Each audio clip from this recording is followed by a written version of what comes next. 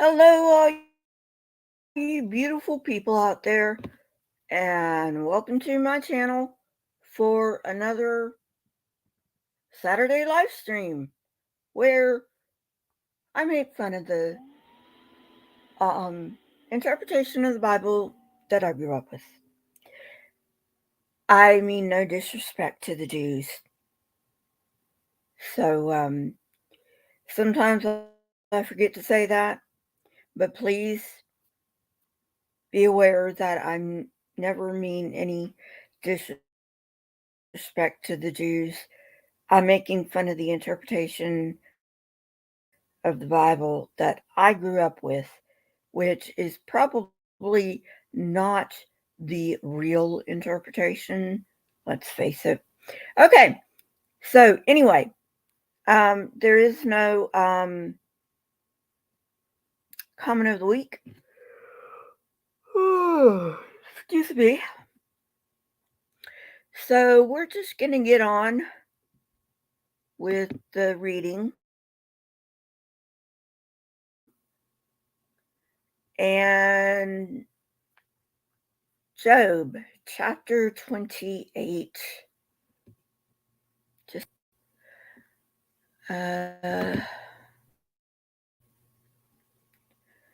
let me share so you know I'm not making anything up.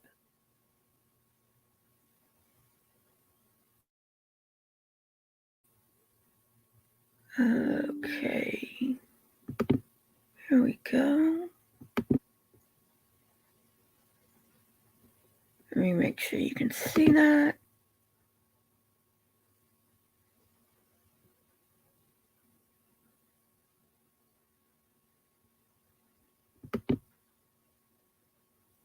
And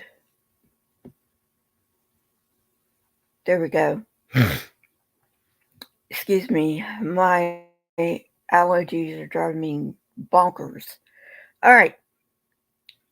Um, so, Job chapter 28 to 31. Here we go.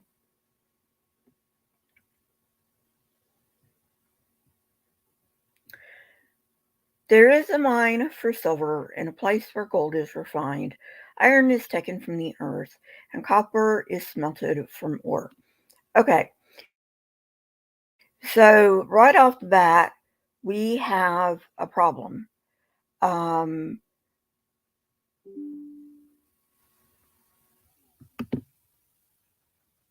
a lot of people think that Israel started in the Bronze Age.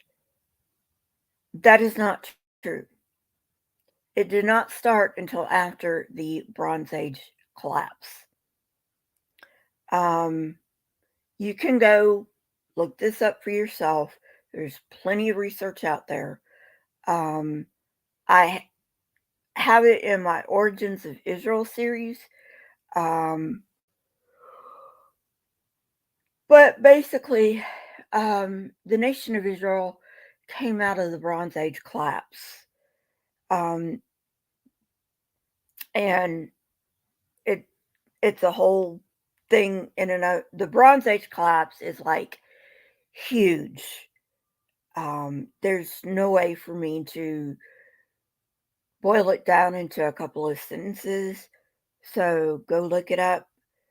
Google Scholar is a good place to go. Bronze Age collapse. Um, anyway, um, and then the nation of Israel. So um, Job is supposedly the first book that was written.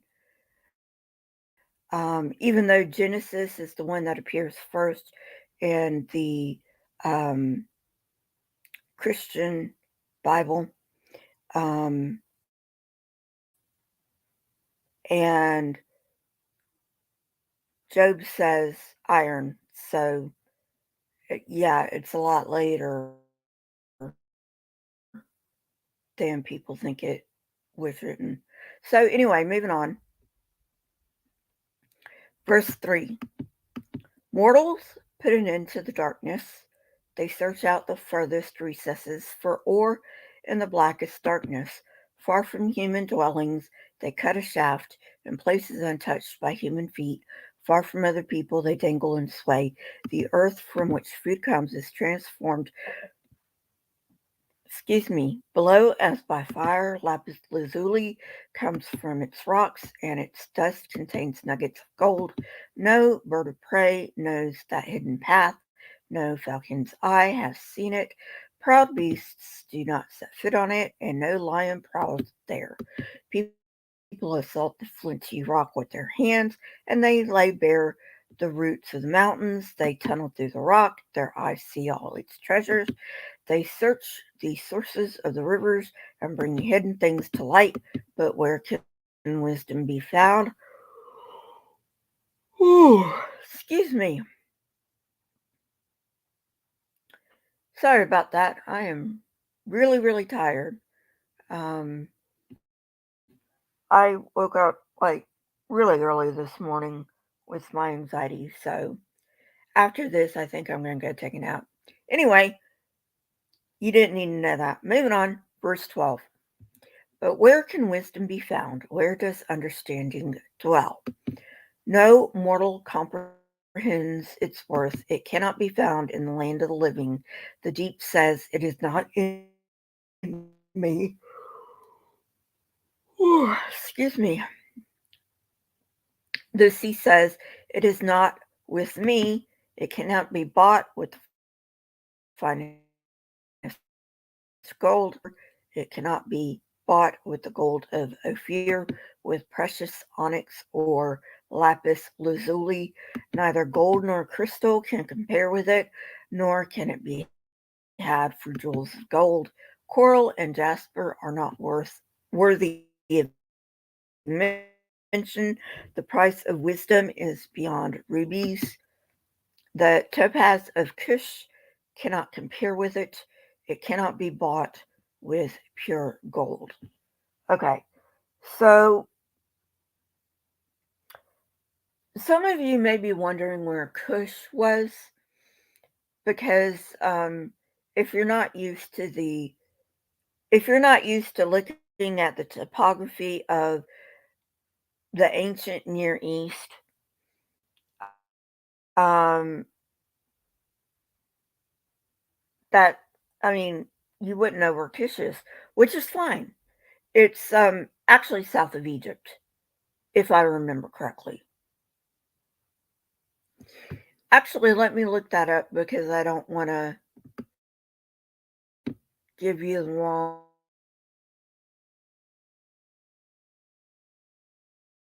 information.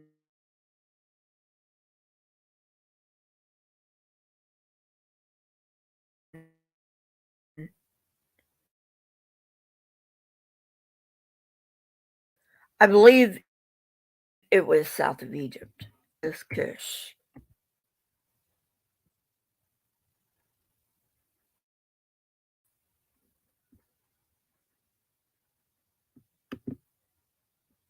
Like I said, I don't want to give you guys any false information, but it is Sudan.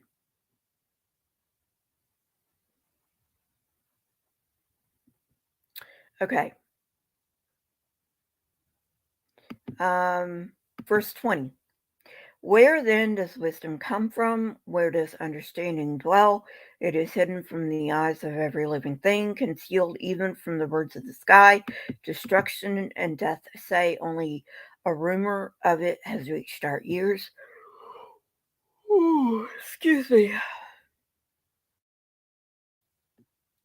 God understands the way to it, and he alone knows where it dwells, for he views the ends of the earth and sees everything under the heavens.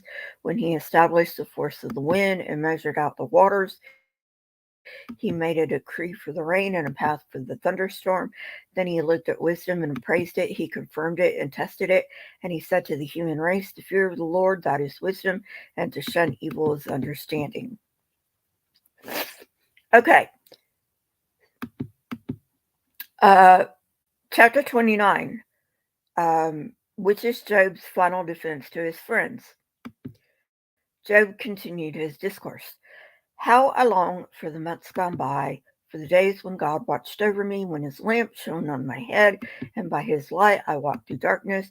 Oh, for the days when I was in my prime, when God's intimate friendship blessed my house, when the Almighty was still with me, and my children were around me, when my path was drenched with cream, and the rock poured out for me streams of olive oil. That sounds really weird. It probably sounds better in the original language, which would be Hebrew.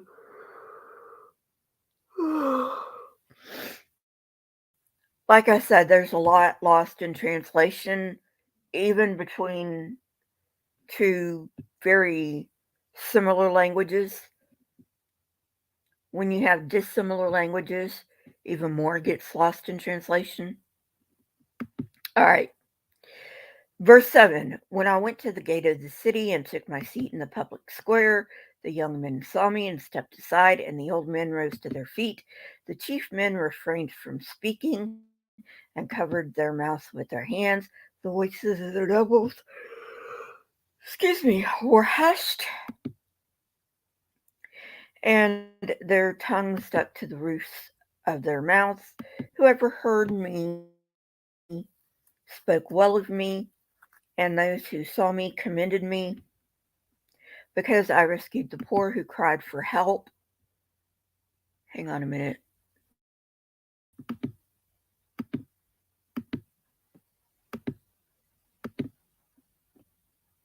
And the fatherless who had none to assist to them. The only, the one who was dying, righteousness is my justice was my robe and my turban. I was eyes to the blind and feet to the lame. I was a father to the needy. I took up the case of the stranger. I broke the fangs of the wicked and snatched the victims from their teeth.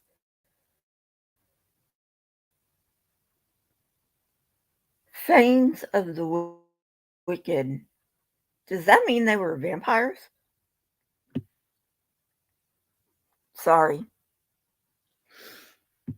That's the first thing that popped to my mind. Fangs of the wicked. Um, I thought I will die in my own house. My days as numerous as the grains of sand. My roots will reach the water, and the dew will lie all night on my branches. My glory will not fade. The bow will be ever new in my hand. People listened to me expectantly, waiting in silence for my counsel. After I had spoken, they spoke no more. My words fell gently on their ears. They waited for me as for showers, and drank in my words as a spring rain. When I smiled at them, they scarcely believed it. The light of my face was precious to them. I chose a way for them and sat as their chief. I dwelt as a king among his troops. I was like one who comforts mourners. Chapter 30. Almost done, people. We only have one more chapter after this. But now they mock me, men younger than I, whose fathers I would have disdained to put with my sheepdogs. Of what use was the strength of their hands to me, since their vigor had gone from them? Haggard from want and hunger, they roamed the parched land in desolate wastelands at night. In the brush they gathered salt herbs, and their food was the root of the broom bush. I have no idea what a broom bush is or was.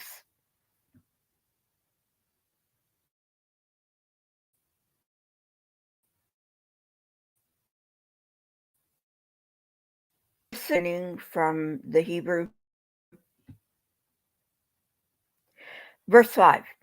They were banished from human society, shouted at as if they were thieves. They were forced to live in the dry stream beds, among the rocks, and in holes in the ground. They brayed among the bushes and huddled in the undergrowth, a base and nameless brood. They were driven out of the land, and now those young men mock me in song. I have become a byword among them. They detest me and keep their distance. They do not hesitate to spit in my face. Now that God has unstrung my bow and afflicted me, they throw off restraint in my presence. On my right, the tribe attacks. They lay snares for my feet. They build their siege ramps against me. They break up my road. They succeed in destroying me. No one can help him, they say. Amid the ruins, they come. Wait a minute. No one can help him, they say. They advance as through a gaping breach. Amid the ruins, they come rolling in. Terrors overwhelm me. My dignity is driven away as by the wind. My safety vanishes like a cloud. And now my life ebbs away. Days of suffering grip me. Night pierces my bones. My gnawing pains never rest. In his great power, God becomes like clothing to me. He binds me like the neck of my garment. He throws me into the mud, and I am reduced to dust and ashes. I cry out to you, God, but you do not answer. I stand up, but you merely look at me. You turn on me ruthlessly. With the might of your hand, you attack me. You snatch me up and drive me before the wind. You toss me about in the storm. I know you will bring me down to death, to the place appointed for all the living. Surely no one lays a hand on a broken man when he cries out for help in his distress. Have I not wept for those in trouble? Has not my soul grieved for the poor? Yet when I hoped for good, evil came. When I looked for light, then came darkness. The turning inside me never stops. Days of suffering confront me. I go about blackened, but not by the sun. I stand up in the assembly and cry for help. I have become a brother of jackals. Excuse me. And a companion of owls. My skin grows black and peels. My body burns with fever, my lyre is tuned to mourning, and my pipe to the sound of wailing. Chapter 31. Yay, people, almost done. Last uh, chapter for today. Alrighty, moving right along. I made a covenant with my eyes, not to look lustfully at a young woman, for what is our lot from God above, our heritage from the Almighty on high? Is it not ruin for the wicked, disaster for those who do wrong? Does he not see my ways and count my every step?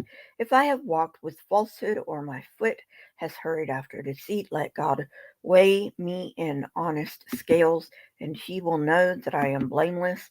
If my steps have turned from the path, if my heart has been led by my eyes, or excuse me, if my heart has been led by my eyes, or if my hands have been defiled, then may others eat what I have sown, and may my crops be uprooted. Verse 9. If my heart has been enticed by a woman, or if I have lurked in my neighbor's door, then may my wife grind another man's grain. I almost was thinking of a sex joke with that, but okay. Um, he said grain, or whoever wrote this said grain, and may other men sleep with her, for that would have been wicked, a sin to be judged. It is a fire that burns to destruction. It would have uprooted my harvest. If I have denied justice to any of my servants, whether male or female, when they had a grievance against me, what will I do when God confronts me? What will I answer when called to account? Did not he who made me in the womb make them? Did not the one did not the same one form us both within our mothers? If I have denied the desires of the poor, or let the eyes of the widow grow weary, if I have kept my bread to myself, not sharing it with the fatherless, but from my youth I reared them as a father would, and from my birth I guided the widow. If I have I have seen anyone perishing for lack of clothing, or the needy without garments, and their hearts do not bless me for warming them with the fleece from my sheep, if I have raised my hand against the fatherless, knowing that I have influence in court, then let my arm fall from the shoulder, let it be broken off at the joint, for I dreaded destruction from God, and for fear of his splendor I could not do such things. If I have put my trust in gold, or said to the pure gold, you are my security. If I have rejoiced over my great wealth, the fortune my hands have gained, if I have regarded the sun in its radiance and the moon moving in its splendor, so that my heart was secretly enticed, and my hand offered them a kiss of homage, then these also would be sins to be judged, for I would have been unfaithful to God on high. Okay, so he's talking about um,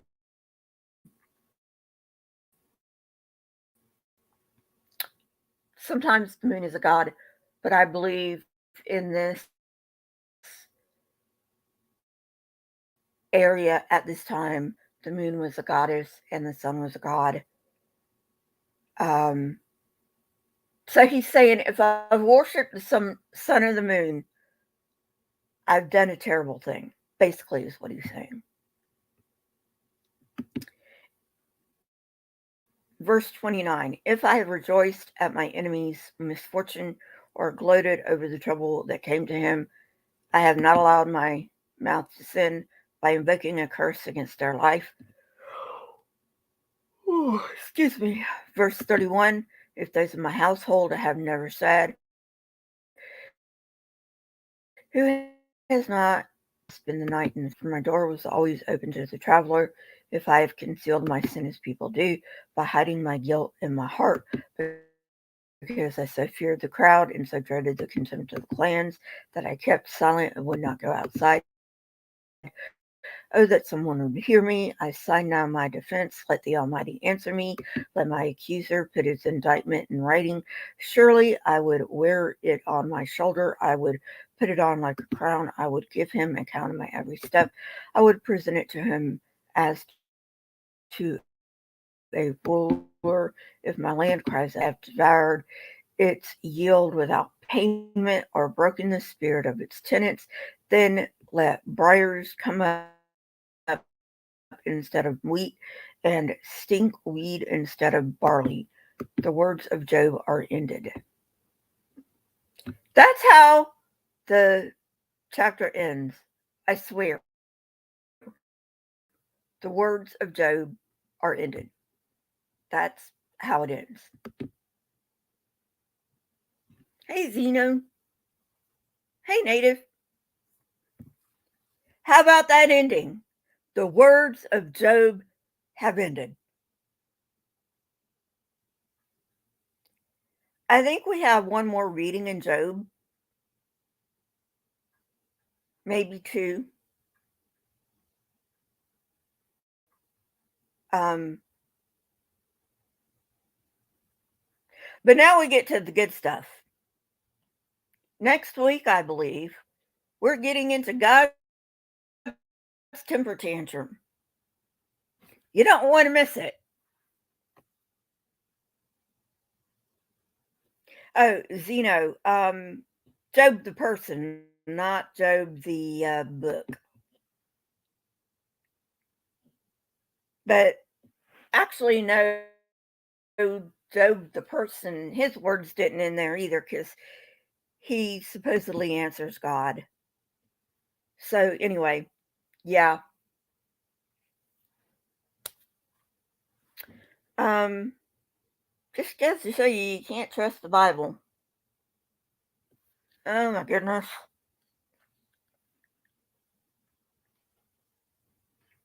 Hey, Limited.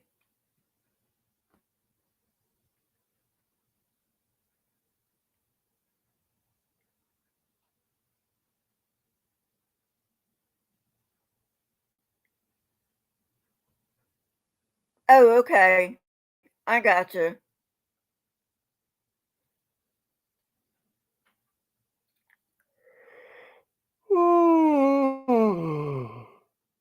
goodness. I am so sorry about that. Like I said, I'm tired. I woke up early with anxiety. Um, I I have to sit up when I'm anxious because, um, well, if you ever suffer from anxiety, you'll understand. Um, slowly but surely learning to deal with it.